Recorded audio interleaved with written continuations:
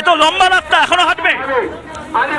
এখন আমাদের তো এই বয়সে আমরা হাঁটছি, কারণ একটাই হচ্ছে ধর্ম রক্ষার্থে সাধু সবকিছু ত্যাগ করা। একটা সম্প্রদায়কে তোষণ করছে, সাধুদের প্রতি বিরূপ প্রতিক্রিয়া করছে, এ তো স্বাভাবিক, সবাই দেখতে পাচ্ছে। আপনাকে তো দেখে মনে হচ্ছে না আপনি হিংসা ছড়ান, দাঙ্গা ছড়ান। বোমা বন্দুক আছে নাকি আপনার কাছে? সে তো সবাই জানে। পকেটে কত টাকা আছে? হ্যাঁ, পকেটে এটা ভিক্ষা যা পাওয়া যায় তার। শেখ শাহজাহান, অপা সপা গপার কাছে যত টাকা আছে আপনার পকেটে আছে? সেটা তো আমাদের মুখ্যমন্ত্রী জানেন আমাদের কত দেন। তা শেখ শাহজাহানের কাছে যে বোমা বন্দুক, পিঠে বানানোর এই সমস্ত হতো, আপনার কাছে হয়? মুখ্যমন্ত্রী তো বলছেন আপনারা দাঙ্গা লাগান, হিংসা ছড়ান। হ্যাঁ, মুখ্যমন্ত্রী তো ভালো একটা কাজ করেছেন।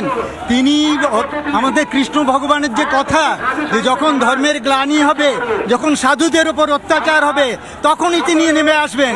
কৃষ্ণ ভগবান নামার জন্যই তো মুখ্যমন্ত্রী সুযোগ করে দিচ্ছেন।